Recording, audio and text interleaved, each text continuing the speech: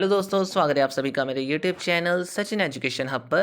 तो दोस्तों, आज हम बात करने वाले हैं प्रोडक्शन प्लानिंग एंड कंट्रोल के बारे में। तो देखिए, ये दो टर्म्स हैं, प्रोडक्शन प्लानिंग और प्रोडक्शन कंट्रोल।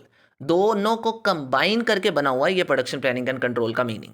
तो पहले तो ये जानेंगे कि क्या मतलब निकल के आता है प्रोडक्शन प्लानिंग का, प्रोडक्शन कंट्रोल का, और फिर कंबाइन करके ये प्रोडक्शन प्लानिंग एंड कंट्रोल का मतलब क्या समझ में आता है, ये पहले अच्छे से देखेंगे। देन उसके बाद मेन ऑब्जेक्टिव्स क्या रहेंगे हमारे प्रोडक्शन प्लानिंग एंड कंट्रोल के। And the last one is functions क्या हैं इस पीपीसी के, मतलब प्रोडक्शन एंड ऑपरेशन मैनेजमेंट के अंदर क्या काम करने के लिए आता है, यानी क्या फ़ायदा मिलता है हमें प्रोडक्शन प्लानिंग एंड कंट्रोल करने का, क्या क्या एलिमेंट्स है इस चीज़ के, वो सारी बातें डिस्कस की जाएंगी, जिससे हमारा इंपॉर्टेंट क्वेश्चन आज एक डिस्कस होने वाला है।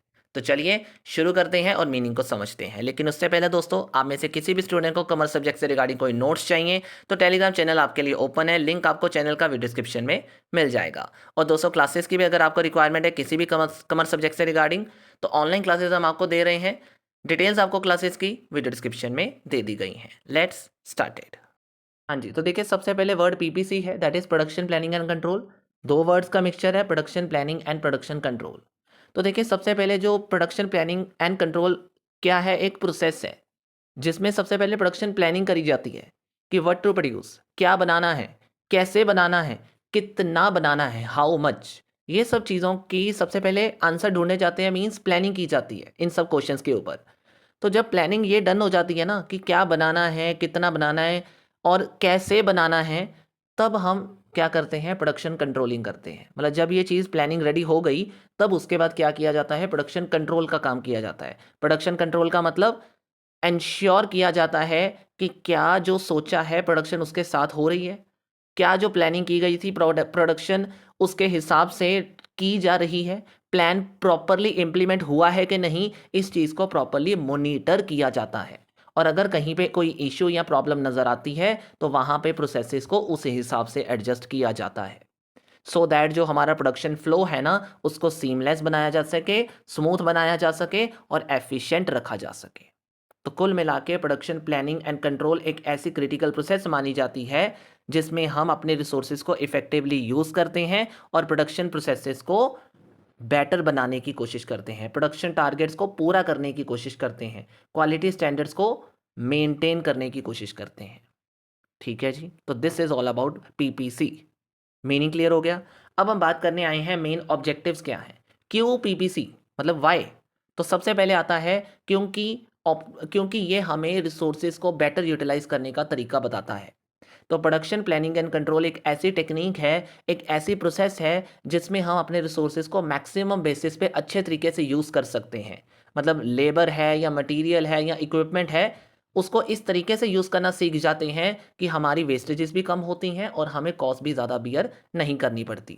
तो कुल मिला के जो पीपीसी है, इसमें हम इस तरीके से प्लानिंग करते हैं कि जो रिसोर्सेज हैं उनको बेटर वे में एलोकेट इस तरीके से करो कि ना ओवर यूज़ हो रहे हो रिसोर्सेज और ना ही रिसोर्सेज का अंडर यूज़ हो रहा हो। सेकंड आता है एंश्योर दी प्रोडक्ट क्वालिटी। जो प्रोडक्शन प्लानिंग एंड कंट्रोल है, ये हमें कहीं ना कहीं प्रोडक्ट क्वालिटी को मेंटेन करने में भी मदद करता है, क्योंकि स्टैंडर्ड्स जो बनाए गए हैं, क्वालिटी स्टैंडर्ड्स जो बने हैं, अगर उसको मेंटेन करके चलोगे, उनके साथ रहकर अपनी प्रोडक्शन कंप्लीट करोगे, तो आपको कहीं पे भी कोई दिक्कत नहीं आएगी। आपकी प्रोडक्शन फ्लो को, मतलब आपकी प्रोडक्शन फ्लो क्या रहेगा, एफिशिएंट रहेगा। तो कहीं ना कहीं क्वालिटी चेक पॉइंट्स को रेडी कर कर जो डिफेक्ट्स होते हैं हम उसको जल्दी से फाइंड आउट कर सकते हैं, उनको जल्दी से करेक्ट भी कर सकते हैं और ये ध्यान में रख सकते हैं कि क्या क्वालिटी स्टैंडर्ड जो बनाए गए थे, प्रोडक्शन टारगेट्स उनके साथ मीट हो रहे हैं, मतलब मेट हो रहे हैं या नहीं।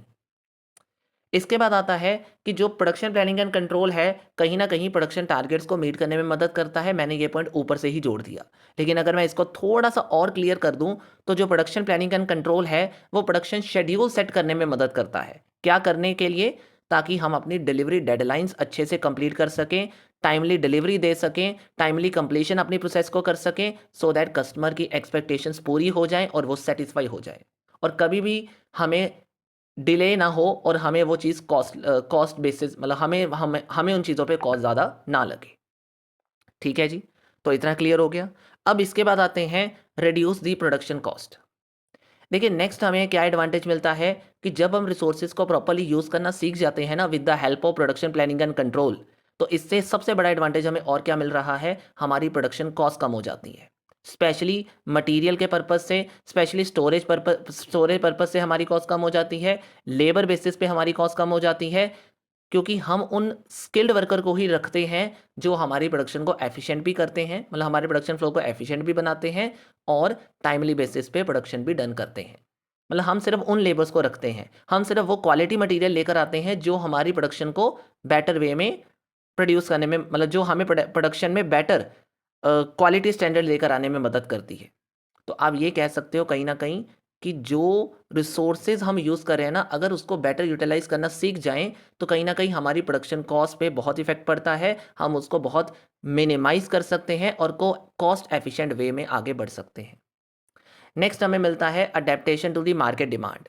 अब देखो जो पीपीसी है ये हमें फ्लेक्सिबिलिटी भी अलाउ करता है, मतलब प्रोडक्शन प्लानिंग एंड कंट्रोल से हमें फ्लेक्सिबिलिटी भी मिलती है कि हम अपने प्रोडक्शन वॉल्यूम को अपनी मार्केट की डिमांड की तरह एडजस्ट कर सकते हैं। मींस हम अपनी सप्लाई को अपनी डिमांड के बराबर लेके जा सकते हैं और कभी भी अंडर स्टॉक नहीं रहेंगे, यानी स्टॉक आउट नहीं होंगे, और कभी भी एक्सेसिव स्टॉक भी हमारे पास नहीं होगा। यानी अगर हम प्रॉपरली पीपीसी कर रहे हैं ना, तो इकोनॉमिक ऑर्डर क्वांटिटी इसकी एक टेक्निक है, या फिर जस्ट इन टाइम इसकी एक टेक्निक है जिसको हम प्रॉपरली यूटिलाइज करके क्या कर सकते हैं, अपनी मार्केट डिमांड के साथ फ्लेक्सिबिलिटी बना के रख सकते हैं, उसके साथ अडेप्टेशन कर सकते हैं और सप्लाई और डिमांड बराबर रह सकती है हमारी। ठीक है जी, तो these are the advantages. Now इसके बाद हम बात करते हैं कि प्रोडक्शन प्लानिंग के क्या main production planning and control के क्या मेन फंक्शंस हैं या एलिमेंट्स हैं। तो सबसे पहले ना जो फंक्शंस हैं वो भी दो हिस्सों में डिवाइडेड है।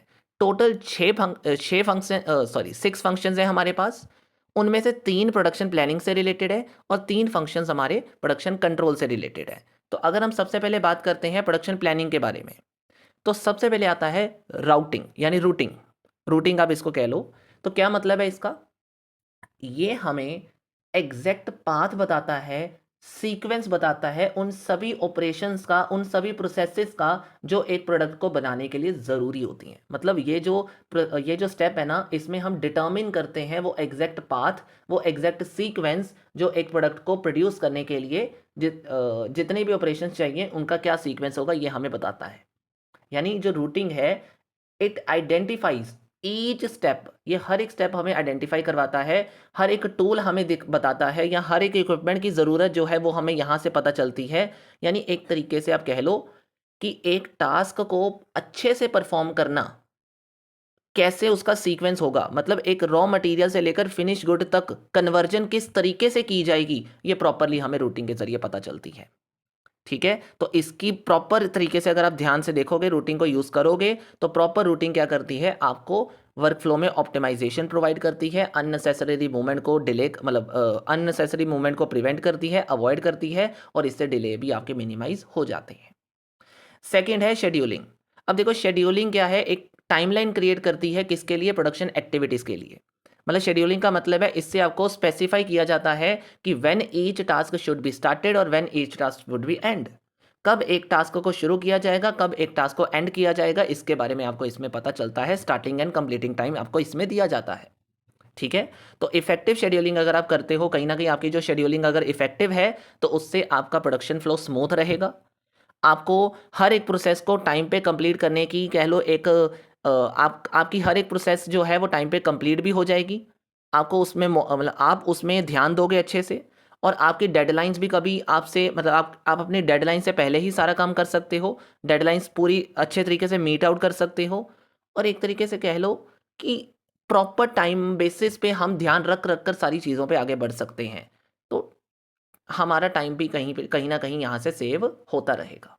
ठीक है, नेक्स्ट आता है लोडिंग। लोडिंग क्या होता है, लोडिंग का मतलब होता है assign the specific machine, specific tool और the specific worker to the production.